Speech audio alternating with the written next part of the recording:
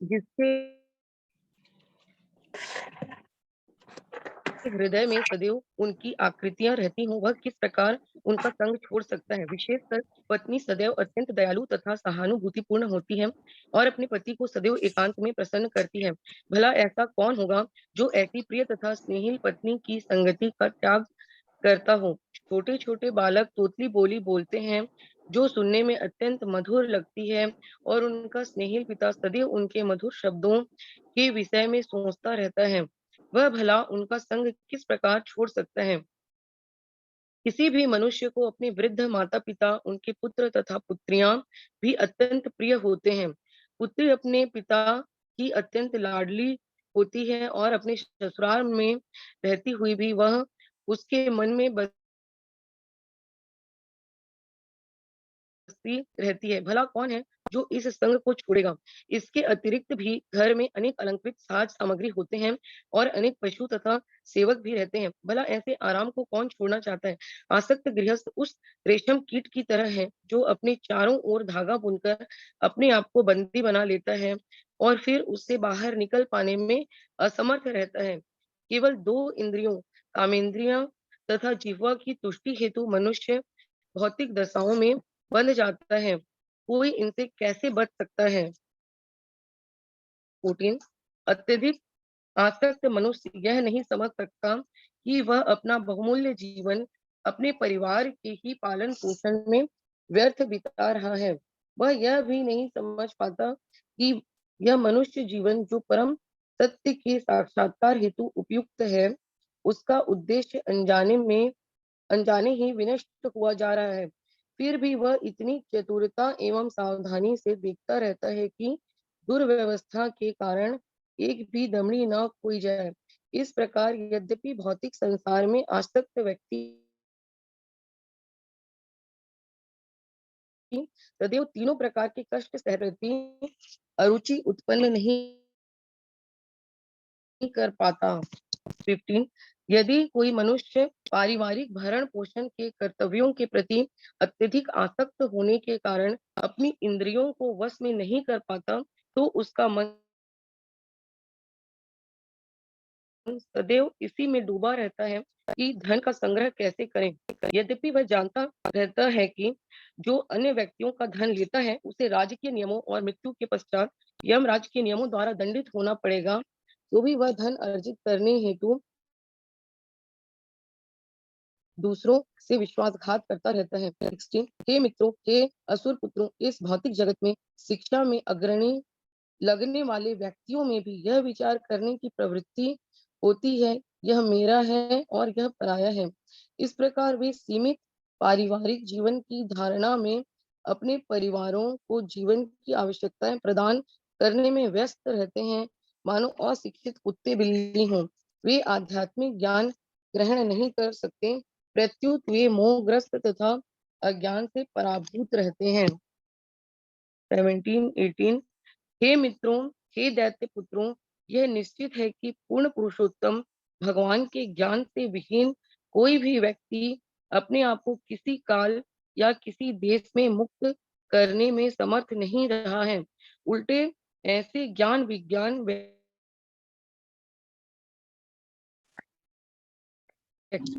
भौतिक नियमों से बंध जाए और उनका लक्ष्य स्त्रियां होती हैं। निसंदेह ऐसे व्यक्ति आकर्षक स्त्रियों के हाथ के खिलौने बने रहते हैं। ऐसी जीवन धारणाओं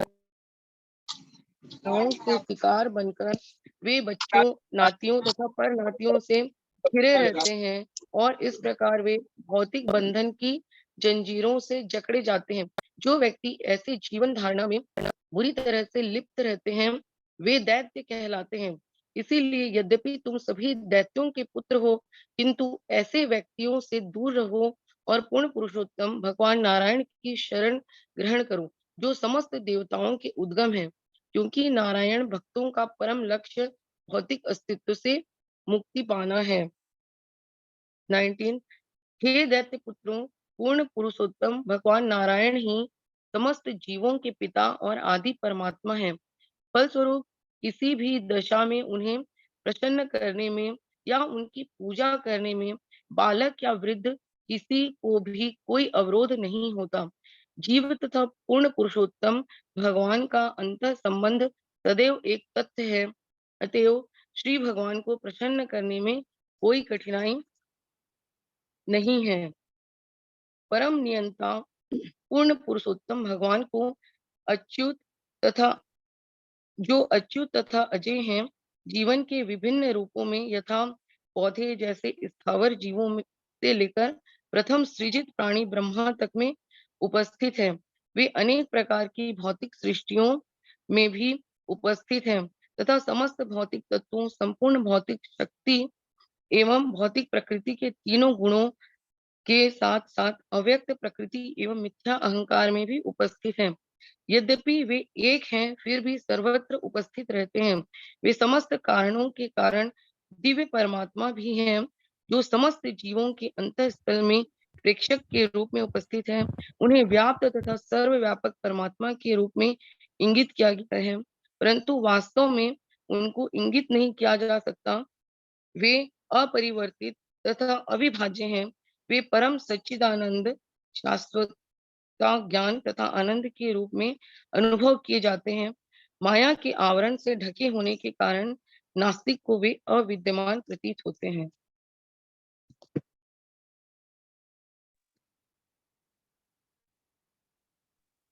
बहुत धन्यवाद माता जी का, आपने रीड किया। तो मेरे ख्याल से सबने सुना होगा किस प्रकार प्रहलाद महाराज अपने दैत्य दोस्तों को, पुत्रों को, जो दैत्य पुत्र हैं, उनको ज्ञान दे रहे हैं, भगवान का ज्ञान दे रहे हैं, पूर्ण पुरुषोत्तम का ज्ञान दे रहे हैं कि मन जो है, मन और इंसान का जो है ना, बड़ा मतलब इंसान को मन को कंट्रोल में करके ये सब भौतिक चीजों से परे जाना चाहिए। जो उद्देश्य है जीवन का वो भगवत प्राप्ति है। उसको खाली धन संचय करने में, संग्रह करने में श्रम लगा रहा है, बच्चों के लिए, स्त्री के लिए, पुरुष के लिए, सबके लिए कर रहा है, लेकिन एक्चुअल वास्तविक जो वो अपना उद्देश्य है वो भूल रहा है। तो प्रवेश करते हैं हम। मंगलाचरण आज किए नहीं है, मंगलाचरण से स्टार्ट कर लेते हैं। ओम अज्ञानतिमिरन्दस्य ज्ञानाञ्जनशलाकया चक्षुरुन्मिलितं येन तस्मै श्रीगुरुवे नमः। नमो विष्णुपादाय कृष्णपृष्ठाय भूतले श्रीमते भक्तिवेदांत स्वामी इति नामिने। नमस्ते सरस्वते देवे गौरवाणी प्रचारिणे निर्विशेष शून्यवादी पाश्चात्य देशितारिणे। जय श्री कृष्ण चैतन्य प्रभु नित्यानंद श्री अद्वैत गदाधर श्रीवासादि गौर भक्तवृंद। हरे कृष्णा कृष्णा कृष्णा हरे हरे, हरे राम राम राम हरे हरे, हरे कृष्णा। तो मेन उद्देश्य इसको पढ़ने का हमारा ये था कि पर्पस ऑफ लाइफ समझें और मन की चंचलता को समझें। मन किस प्रकार किन चीजों को इम्पोर्टेंस दे रहा है, उन इम्पोर्टेंट चीजों को समझें कि वाकई में इम्पोर्टेंट है कि नहीं। हम इतना श्रम कर रहे हैं, समय दे रहे हैं घर परिवार के लिए, मन अटका पड़ा हुआ है चीजों में, अपनों में, बच्चों की तोतली भाषा की आसक्ति में, स्त्री पुरुष के संग में, और धन के लिए आदमी जो है ना झूठ बोल रहा है, गलत जगह जा रहा है, गलत काम कर रहा है सिर्फ धन को बचाने के लिए। चाहे विद्वान क्यों ना हो, लिखा है ना, प्रहलाद महाराज बोलते क्यों ना कोई एकदम समझदार आदमी विद्वान क्यों ना हो, वो भी क्या कर रहा है, झूठ बोल रहा है धन संग्रह करने के लिए। तो इन सब से ऊपर उठना है, मन को समझाना है बुद्धि के द्वारा कि एक्चुअल पर्पस ऑफ लाइफ क्या है। जब तक ये नहीं समझेंगे ना, वो कोई भगवत ज्ञान समझ में नहीं आएगा। मन कंट्रोल करना ही पूरी भगवत गीता में बताया गया कि मन को कैसे कंट्रोल किया जाए, ताकि बाकी सारी चीजों में आदमी फोकस होके भगवान के बारे में सोच सके। ठीक है, किसी को कुछ कहना है इन श्लोक के बारे में तो बिल्कुल कह सकता है, डिस्कशन कर सकते हैं, नहीं तो प्रवेश करेंगे भगवत गीता में।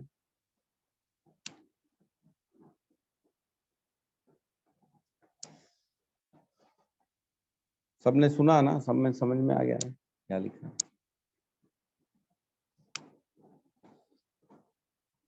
ठीक है, तो कल तक हमने 7 नंबर श्लोक तक किया था, आज 8वें नंबर श्लोक में प्रवेश करते हैं।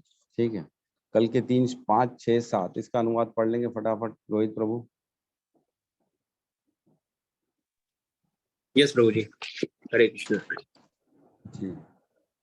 5 मनुष्य को चाहिए कि अपने मन की सहायता से अपना उद्धार करे और अपने को नीचे न गिरने दे। यह मन बद्ध जीव का मित्र भी है और शत्रु भी है। जिसने मन को जीत लिया है उसके लिए मन सर्वश्रेष्ठ मित्र है, किंतु जो ऐसा नहीं कर पाया उसके लिए मन सबसे बड़ा शत्रु बना रहेगा। 7, जिसने मन को जीत लिया है उसने पहले ही परमात्मा को प्राप्त कर लिया है, क्योंकि उसने शांति प्राप्त कर ली है। ऐसे पुरुष के लिए सुख दुख, सर्दी गर्मी एवं मान अपमान एक से हैं।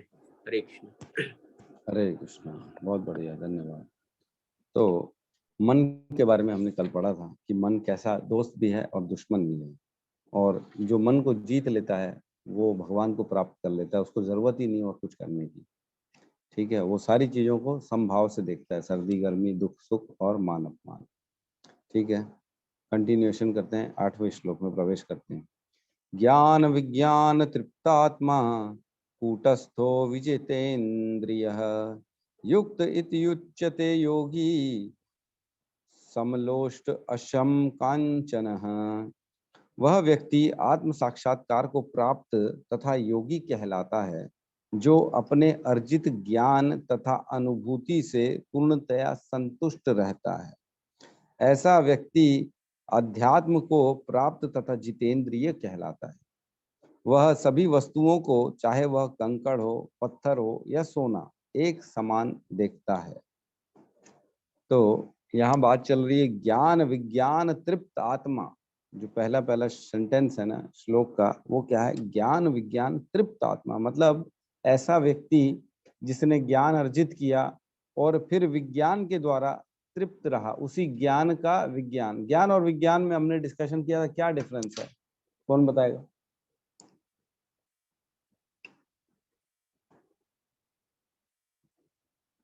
गौतम प्रभु का हैंड रेज आ गया है, लेकिन कोई और भी बताना चाहिए भाई, इतने सारे लोग हैं। अमित प्रभु आप बताइए।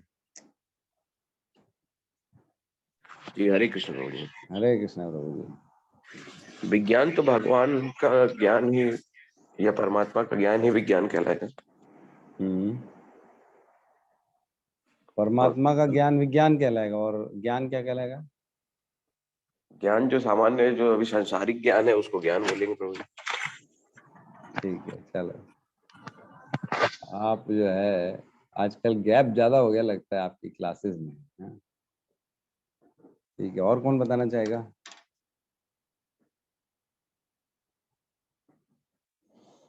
कोई तो आगे आइए। सोनिका माता जी, चलिए आप बताइए।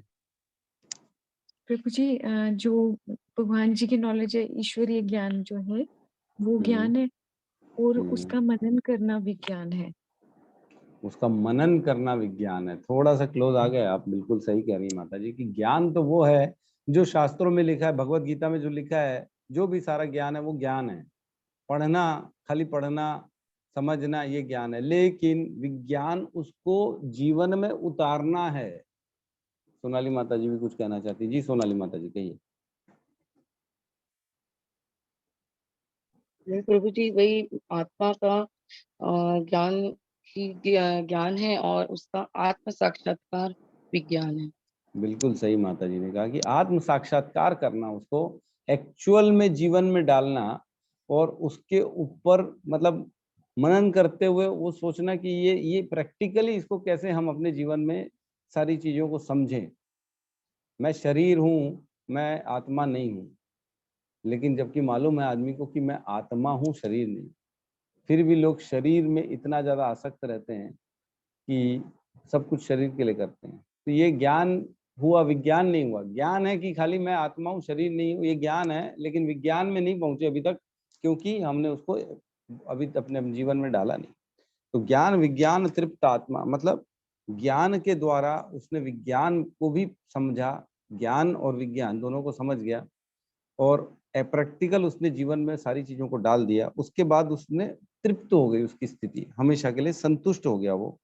और फिर आगे कहते हैं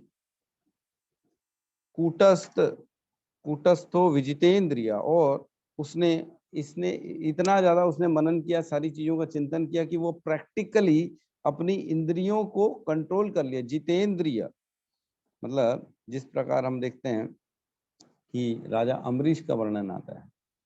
राजा अम्बरीश का वर्णन हमने देखा 9/4/18 से लेके 20 तक। जिसमें वो सारी इंद्रियों को भगवान की सेवा में लगाते थे।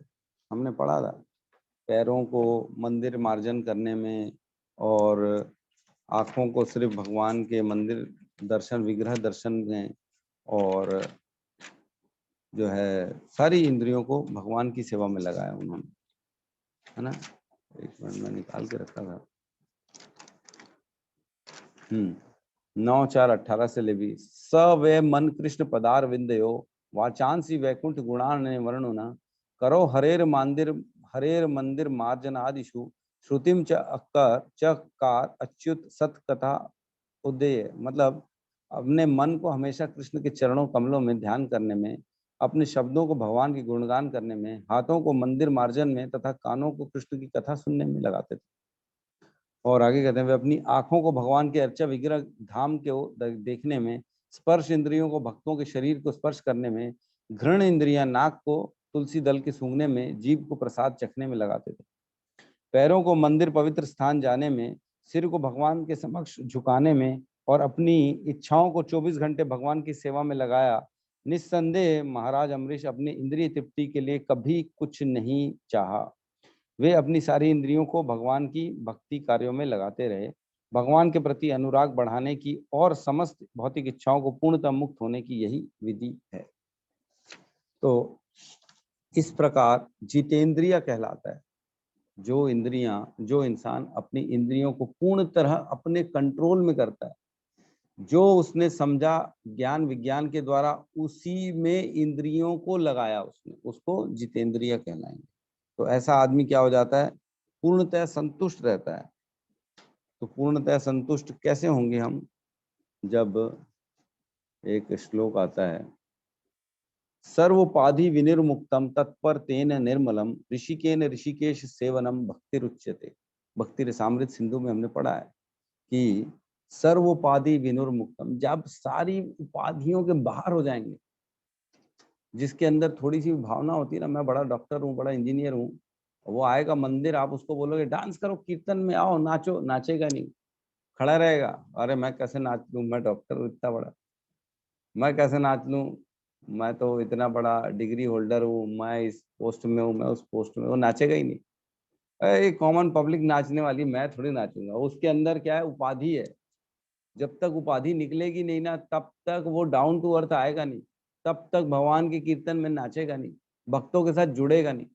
जो भगवान के भक्तों के साथ जुड़ जाता है ना, वो ये मानता है कि हम लोग सब एक लेवल में हैं, भक्त भक्त समान समान, जैसे नहीं बोलते हैं, दोस्ती अपने जैसे लोगों पे करनी चाहिए, पिक्चरों का डायलॉग आता है, रिश्ते अपने से अपने बराबर के लोगों के साथ रिश्ता बनाना चाहिए। तो ये फालतू की बातें, ये जिनके अंदर उपाधि की प्रधानता है वो ये सब सोचते हैं। वो लोग अपना स्टेटस मेंटेन करके चलते हैं। क्यों? क्योंकि उनके अंदर अपने आप को ऊपर दिखाने की एक प्रवृत्ति है कि मैं ऊपर हूँ। ये सब चीजों को जब तक बाहर नहीं निकालेंगे ना, तब तक कुछ नहीं होने वाला। तब तक भक्ति, आत्म साक्षात्कार, भगवान की प्राप्ति कुछ नहीं होने वाला। निकालेंगे तब जाके, जब निर्मल हो जाएगा, तत्पर तेन निर्मलम, तत्पर हो जाएंगे भगवान की भक्ति में, निर्मल हो जाएगा हृदय हमारा, फिर ऋषिकेन ऋषिकेश सेवनम, सारी इंद्रियों से भगवान की सेवा करेंगे और फिर भक्ति रुच्यते। ऐसी स्थिति को उत्तम भक्ति कहा जाता है। तो जब ये स्थिति आ जाती तो क्या होता है? चाहे वो कंकड़ हो, पत्थर हो, सोना हो, सबको एक समान दिखता है। तो ये श्लोक हमने अभी पढ़ा ही था। कौन सा श्लोक पढ़ा था? दो चार दिन पहले पढ़ा था, 5:18, है ना, 5:18, जिसमें कहते हैं विद्या विनय संपन्ने ब्राह्मणे गवि हस्तिनि शुचीन च एव छपाके च पंडितः समदर्शिना। मतलब जिसके अंदर विद्या आ जाती है, विद्या विनय संपन्ने, मतलब विनम्रता से जिसने शिक्षा ग्रहण कर ली, मतलब डाउन टू अर्थ, सारी उपाधियों को छोड़ दिया है, उसके बाद उसने ज्ञान अर्जित किया और उस पर वर्क किया, उसने इम्प्लीमेंट किया अपने ज्ञान पे, विज्ञान के द्वारा। और उसके बाद क्या किया उसने? फिर सारी चीजों को समान दिखता है। पंडिता समदर्शिना, मतलब चाहे वो ब्राह्मण, गाय, हाथी, कुत्ता, चांडाल क्यों ना हो, सबको बराबर देखता है। यहाँ पे भी वही लिखा है कि वो जो स्थिति में पहुंच जाता है, वो कंकड़ हो, पत्थर हो या सोना हो, सबको एक समान देखता है। तो एक श्लोक आता है ना, जिसमें कहते हैं कि मातृवद पर दारेषु लोष्टवद पर द्रव्येषु, है ना, मातृवद पर दारेषु लोष्टवद पर द्रव्येषु आत्मवद सर्वभूतेषु स पश्यति स पंडिता। मतलब ये कहाँ का लिखा है वो, वही मैं देख रहा हूँ कौन से, मेरे ख्याल से कोई उपनिषद का श्लोक है ये, कि ऐसा आदमी जो सारी माताओं को, सबको, दूसरी जो भी स्त्रियां होती हैं उनको माता के रूप में देखता हो, दूसरे के धन को पत्थर लोहे के रूप में देखता हो, लोष्टवद पर द्रव्येषु आत्मवद पर सर्वभूतेषु, सारे इंसानों को, सारे जीवात्माओं के अंदर आत्मा का दर्शन करता है, वो सबको बराबर देखता है, किसी को ऊपर किसी को नीचे नहीं देखता। और यह पश्यति स पंडित है, जो ऐसा देखता है वो पंडित कहलाने योग्य है, अदरवाइज नहीं है। ठीक है, पंडित मतलब जो ज्ञान का जिसने अर्जन किया हुआ वो पंडित। तो तात्पर्य में प्रवेश करते हैं। बहुत इंपॉर्टेंट एक श्लोक भक्ति रसामृत सिंधु का कहा गया है ना, इसका वर्णन है। अतः श्री कृष्णाम आदि न भवेद ग्रहिम इंद्रिये सेवन मुखे ही जीवादो स्वयमेव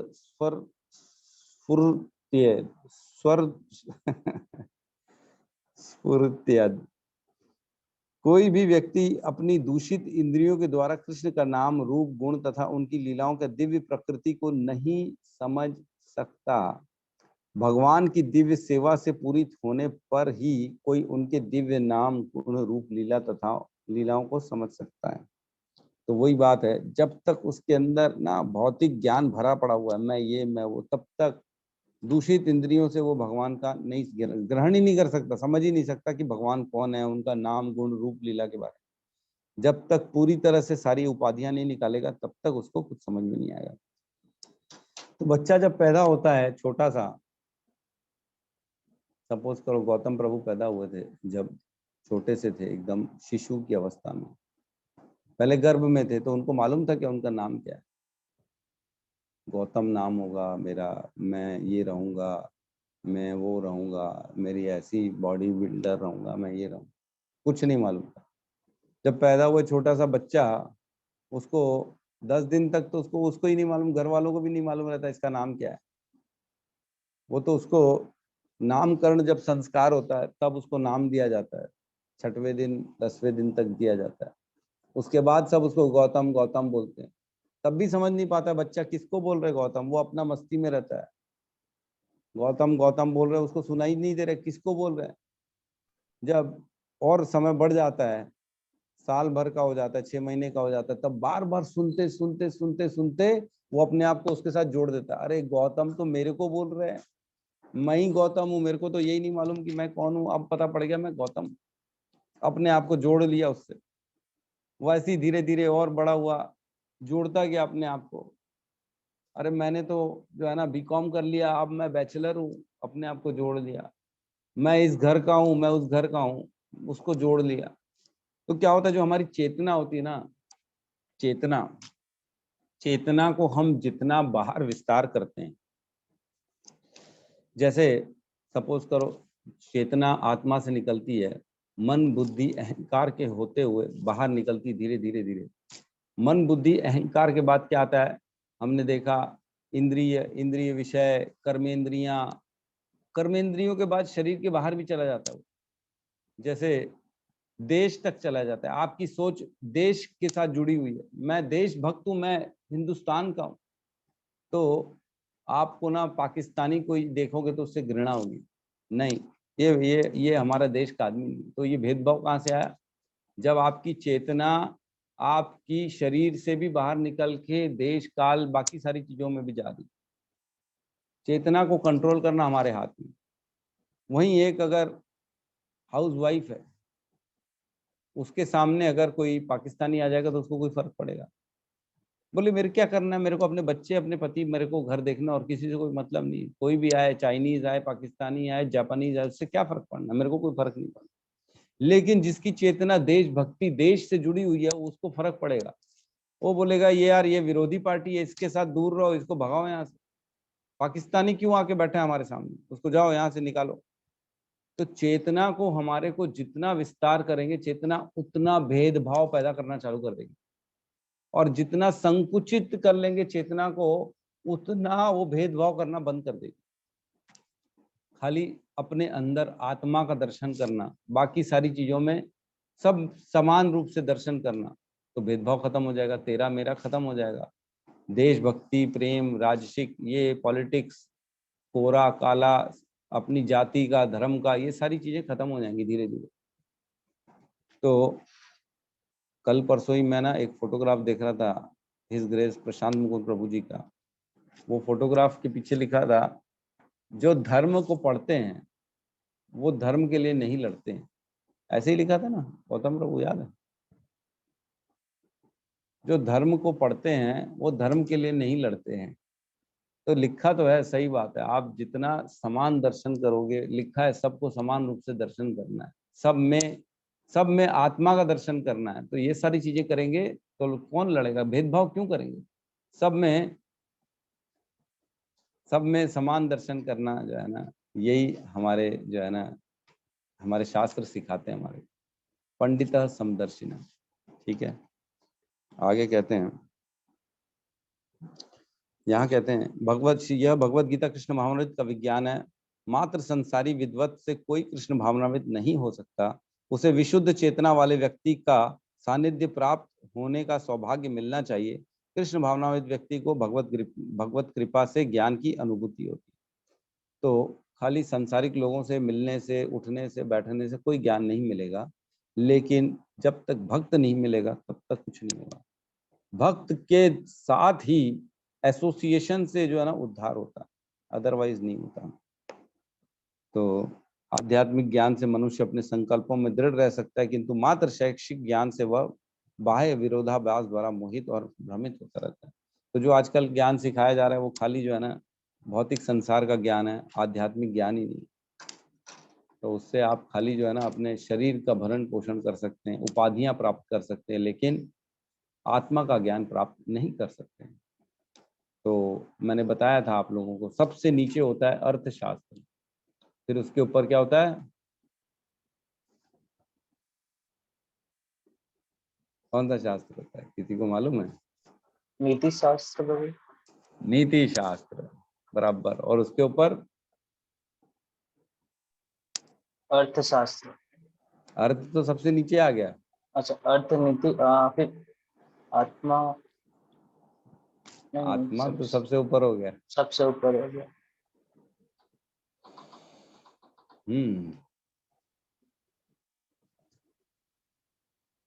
किसी को याद है?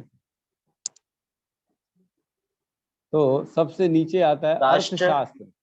नहीं, राष्ट्र नहीं, धर्म हो सकता। धर्मशास्त्र, सही कहा प्रभु जी, धर्मशास्त्र। तो जो अर्थशास्त्र होता है ना, उससे खाली आप पैसा, उपाधियां कमा सकते हो। भौतिक शरीर के लिए सारी चीजें अर्जित करने वाला जो ज्ञान होता है उसको अर्थशास्त्र बोला जाता है।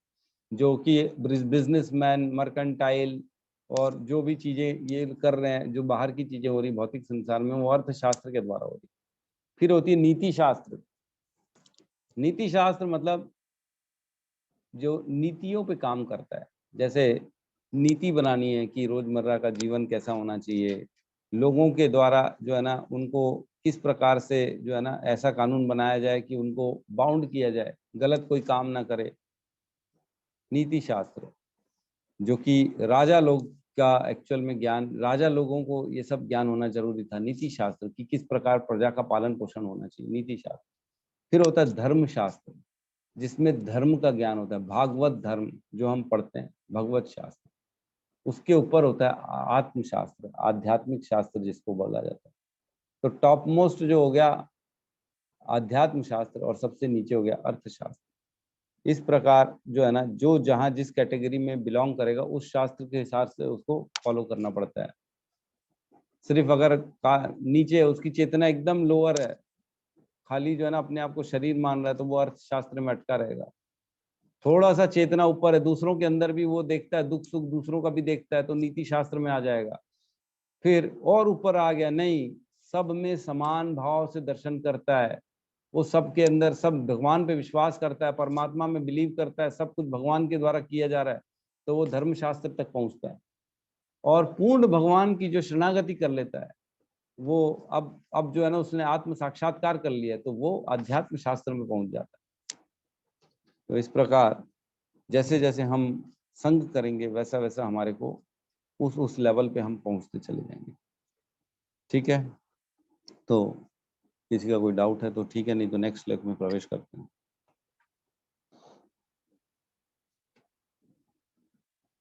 ठीक है, श्लोक क्रमांक 9। सुहित मित्र आर्य उदासीन मध्यरत द्वेष बंधुषु साधुषु अपि च पापेषु समबुद्धि विशेष्यते। जब मनुष्य निष्कपट हितैषियों, प्रिय मित्रों, तटस्थों, मध्यस्थों, ईर्ष्यालुओं, शत्रुओं तथा मित्रों, पुण्यात्माओं एवं पापियों को समान भाव से देखता है तो वह और भी उन्नत माना जाता है। तो और कौन इससे भी ऊपर की स्थिति क्या है? वो ये है कि जो अपने हितैषियों, प्रिय मित्रों और शत्रुओं दोनों को समान देखे। ऐसा पॉसिबल है क्या? ऐसा पॉसिबल है क्या? कोई कोई देखता है क्या? ऐसा करता है क्या? अपना दोस्त एकदम जिगरी हो और दुश्मन भी हो, उसको समान भाव से देखना, समान भाव से देखता है, तो ये बड़ा मुश्किल है। ये भाव लाना ना, पता नहीं आएगा कि नहीं आएगा, मेरे को तो समझ में नहीं आता, मेरे अंदर तो कभी नहीं आ सकता। कहाँ पॉसिबल है ये पुण्य आत्माओं और पापियों को समान भाव से देखना? जो साधु हमारे गुरु आचार्य हैं उनको, और जो एकदम रद्दी आदमी है जो पाप करे जा रहे हैं उनको समान भाव से देखना बड़ा मुश्किल है ये। लेकिन लिखा है भगवान ने, तो कहीं ना कहीं तो होगा, वो कोई ना कोई तो करता ही होगा, ये चीज फॉलो करता होगा। किसी को कुछ ध्यान है क्या ऐसा? किसी के पास कोई एग्जाम्पल हो कि नहीं नहीं प्रभु जी मैंने देखा है, वो ऐसे ही करते हैं, वो उनमें वो भेदभाव नहीं करते?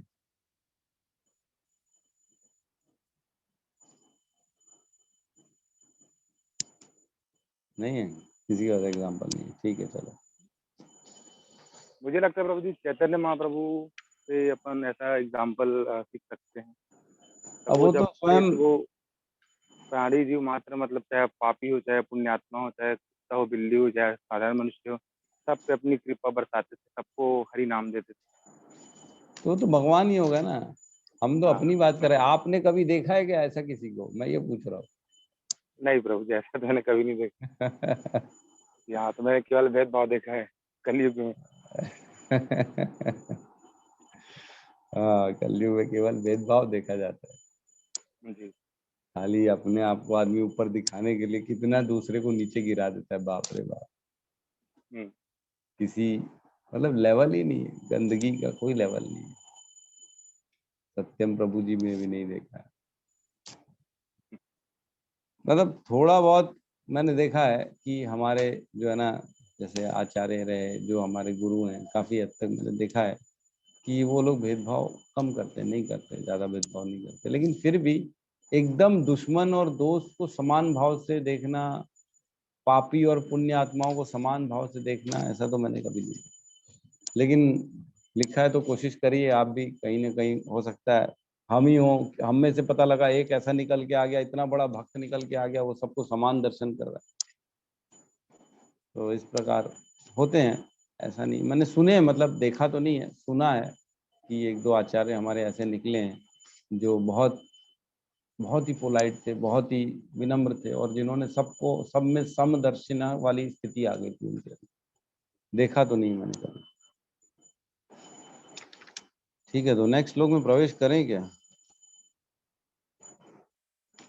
नहीं, अब समय नहीं है। ठीक है, इसका ना हम अनुवाद पढ़ लेते हैं, सिर्फ अनुवाद तक, श्लोक और अनुवाद पढ़ लेते हैं, कल फिर तात्पर्य में प्रवेश करेंगे श्लोक क्रमांक 10 में। ठीक है।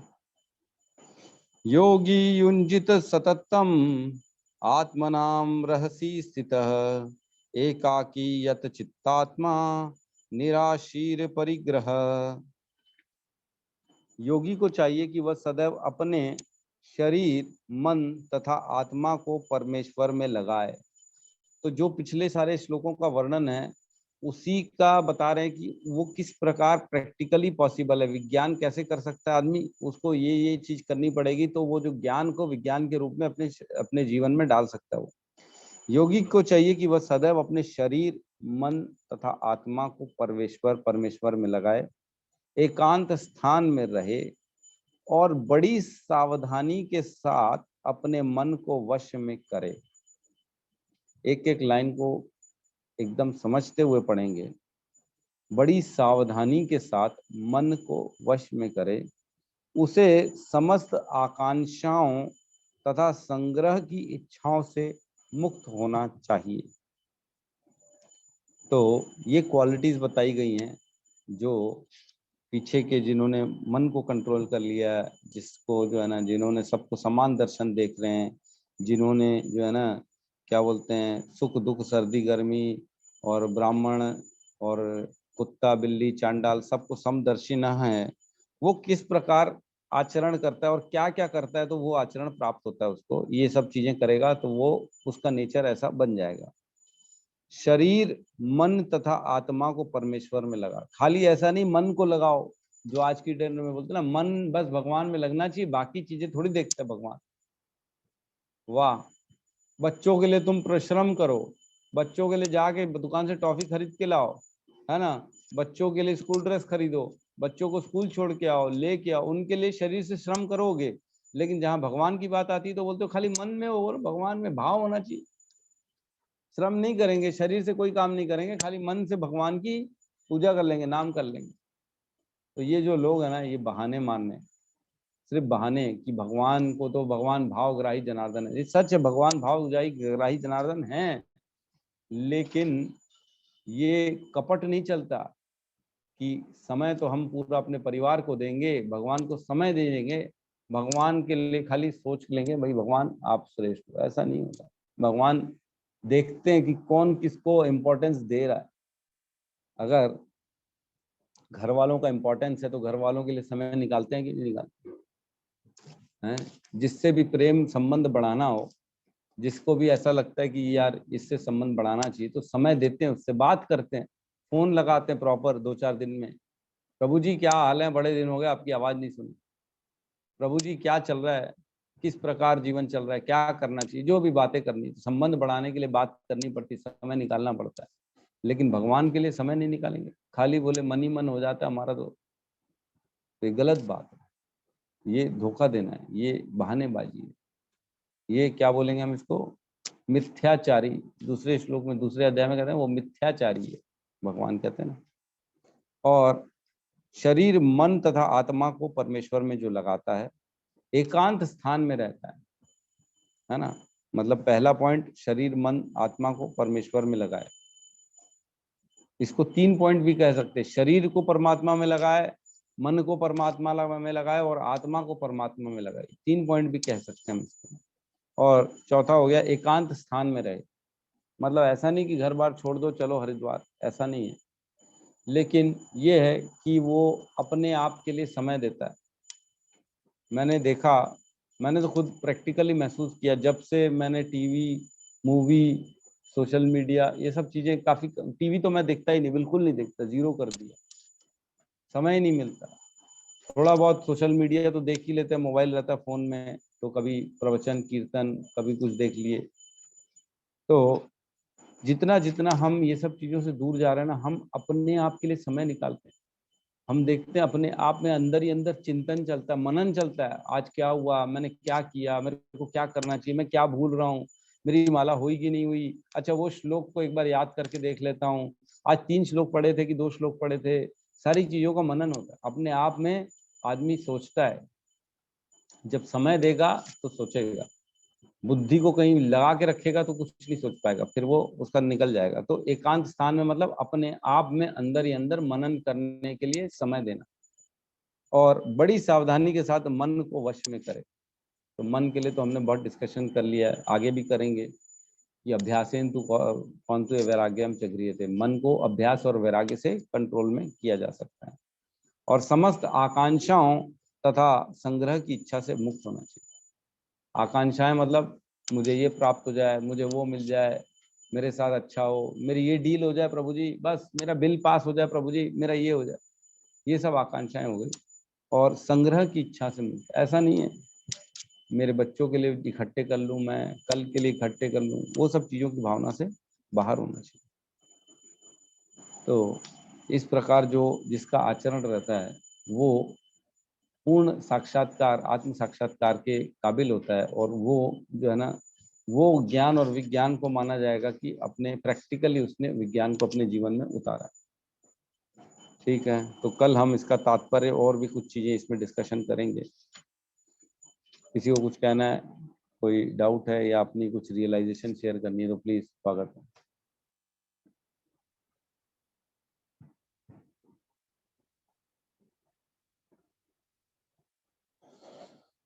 हाँ, सत्यम प्रभु का मैसेज आया। आत्मशास्त्र भगवान में शरणागति, धर्मशास्त्र जो है वो भगवान में विश्वास, नीति शास्त्र दूसरों को देखना समझना, अर्थशास्त्र जिसकी चेतना लोअर है।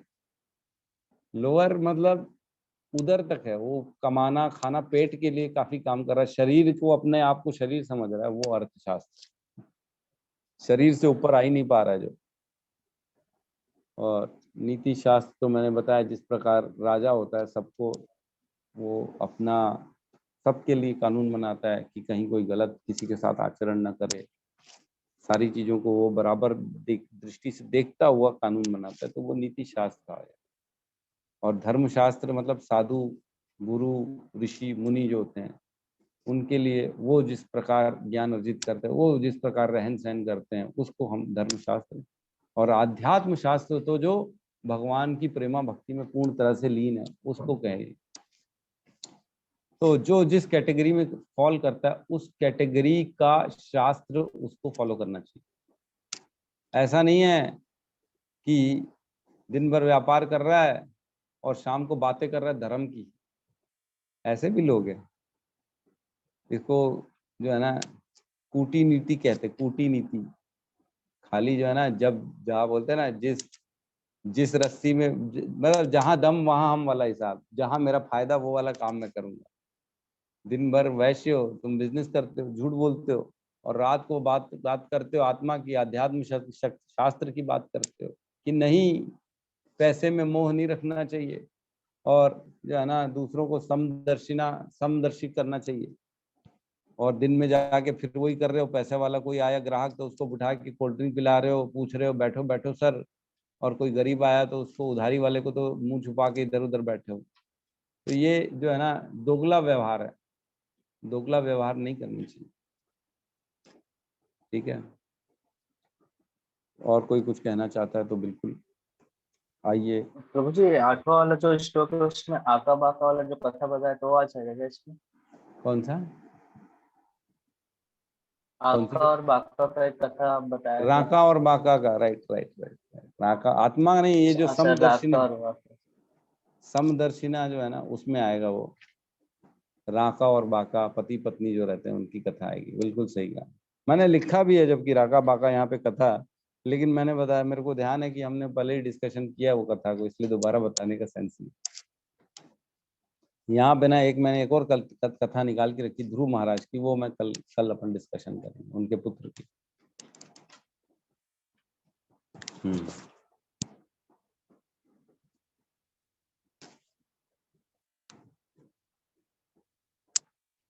ठीक है, तो आप लोग सब थोड़ा सा समय निकालिए। इतने सारे लोग आ रहे हैं लेकिन एक्टिव नहीं है, एक्टिव रहिए किसी भी प्रकार से। मतलब आप जो है ना, देखो क्या होता है, हम पढ़ रहे हैं खाली ज्ञान है ये, लेकिन विज्ञान कब बनेगा वो, जब हम उसको प्रैक्टिकल अपने जीवन में उतारेंगे। तो जीवन में उतारने के लिए बहुत बार डाउट्स आते हैं, कंफ्यूजन्स आते हैं, समझ में नहीं आता है, धर्म के दो राहें आ जाते हैं, समझ में नहीं आता ये सही कि वो गलत, ये भी तो प्रभु जी बताए थे सही है, वो भी सही है, तो मैं करूँ तो करूँ क्या। तो सारी चीजें आती हैं। तो आप लोग सब प्रैक्टिकली उसको क्लियरिटी के लिए, समझने के लिए, डाउट्स के लिए क्लियर कीजिए, वर्किंग कीजिए, समझिए, पढ़िए। पढ़ेंगे तो हमेशा के लिए जुड़ जाएगा ये ज्ञान, नहीं पढ़ेंगे तो ऊपर ऊपर से निकल चला जाएगा, पता ही नहीं पड़ेगा, फिर भूल जाएंगे। तो दोबारा भूलने के लिए पढ़ना नहीं है, हमको अच्छे से याद रखने के लिए पढ़ना है। तो अच्छे से याद रखने के लिए 2 बार 3 बार घर में पढ़िए, सारी चीजें ऑटोमेटिकली होती चली जाएंगी। चीजें इतनी सारी हैं कि हम सब जो है ना ये सिर्फ पौन घंटे में नहीं कर सकते। पढ़ाना है, रिवीजन कराना है, पूछना है, होमवर्क देना है, फिर उसके बाद दोबारा पूछना है, तो ये सारी चीजें हम पौन घंटे में नहीं कर सकते। समय तो आपको अपना देना पड़ेगा, तब जाके पूरी भगवत गीता जो है ना, पूरी क्या उसका 20-25% समझ में आ जाए तो बड़ी बात। ठीक है, हरे कृष्णा प्रभु जी। जी माता जी, हरे कृष्णा। प्रभु जी आपने बोला प्रैक्टिकल, लेकिन ये पढ़ते हैं हम लोग, उसके बाद उसको प्रैक्टिकल करना बहुत मुश्किल हो जाता है। ये जो कल आपने दिया था भागवतम में, इसका तात्पर्य भी पढ़ना चाहिए, बहुत अच्छा बताया हुआ तात्पर्य में। तो इसमें से मैं कुछ थोड़ा सा पढ़ रही हूँ। इस प्रकार इसमें बताया कि सामाजिक वातावरण में तथा अपने भाई बहनों को प्रसन्न करने में लग जाता है, वह घरेलू काम काज में इस प्रकार व्यस्त होता जाता है कि उन्हें छोड़ पाना असंभव हो जाता है। इस प्रकार गृहस्थी गृहम अंधकूपम, अर्थात वह अंधा कुआं बन जाता है, उसमें मनुष्य गिर जाता है। ऐसे व्यक्ति हेतु उसमें से बाहर निकल पाना तब तक अत्यंत मुश्किल रहता है जब तक कोई बलवान मनुष्य अर्थात गुरु उनकी सहायता न करे, क्योंकि गुरु आध्यात्मिक उपदेशों की रस्सी से पतित मनुष्य की सहायता करता है। पतित मनुष्य को चाहिए कि इस रस्सी का सहारा ले, और तब गुरु या पूर्ण पुरुषोत्तम भगवान श्री कृष्ण उसे अंधकूप से बाहर निकाल लेंगे। तो प्रभु जी प्रैक्टिकल करना बहुत मुश्किल हो जाता है। देखो क्या है माता जी, ये सही कह रहे हैं, प्रैक्टिकल तो एकदम मुश्किल है, बहुत मुश्किल है, लेकिन एक रास्ता, मतलब कहीं ना कहीं से एक छोटी सी उम्मीद की किरण है कि आप ये सब करते करते इस भाव से करें कि ये मेरा सिर्फ कर्तव्य है, इसमें आसक्ति ना मनाए, तो ये चीज पॉसिबल है। करना तो पड़ेगा, जो दायित्व है, जो हमारे स्वधर्म है, उसको तो करना पड़ेगा, लेकिन उसमें आसक्ति ना रहे कि ये मेरे साथ होना ही चाहिए, मेरा ये बेटा है, मेरे को उससे उम्मीद है, ये है वो है, बहुत सारी जो उम्मीदें रहती है, उन सब चीजों से आदमी को परे रहना चाहिए, तब जाके प्रैक्टिकली ये पॉसिबल होगा, नहीं तो नहीं होगा। तभी तो मैं कहता हूँ पढ़ेंगे नहीं तो समझेंगे नहीं, कितनी चीजें हम डिस्कशन कर लेंगे। माता जी ने निकाला पढ़ के तात्पर्य से इतनी अच्छी चीज, गृहम अंधकूपम, तो अंधे कुएं में सबके सब हम गिरे हुए हैं, हमको समझना पड़ेगा। हरे कृष्णा प्रभु जी। जी माता जी, हरे कृष्णा। माता प्रभु जी, एक मुझे और बातें पूछनी थी कि जैसे अभी हम सब साथ में रहते हैं, तो एक जो भाव रहता है कि वो बहुत रहता है कि बस अब हम भगवान की प्राप्ति कर लेंगे, आप लोग के साथ है तो हम चैंटिंग भी कर लेंगे, हम गीता को पूरी समझने की कोशिश जरूर करते हैं, बट जब इस समय चला जाता है, आप लोगों से हम अलग हो जाते हैं घर के काम में, तो वो भाव फिर से क्यों नहीं आ पाता, मन इतना अस्थिर क्यों हो जाता है, मुझे ये नहीं समझ में आता। देखिए जैसा रहेगा संग, संग बड़ा इम्पोर्टेंट है ना। हमने जी। बताया कि जैसे भक्ति में या जो भी भगवान की प्राप्ति है ना, वो बगैर एसोसिएशन तो पॉसिबल ही नहीं। तो आगे हम पढ़ेंगे, जो अभ्यास करना है ना मन को कंट्रोल में, वो उसका सबसे पहला पॉइंट आता है ए फॉर एसोसिएशन।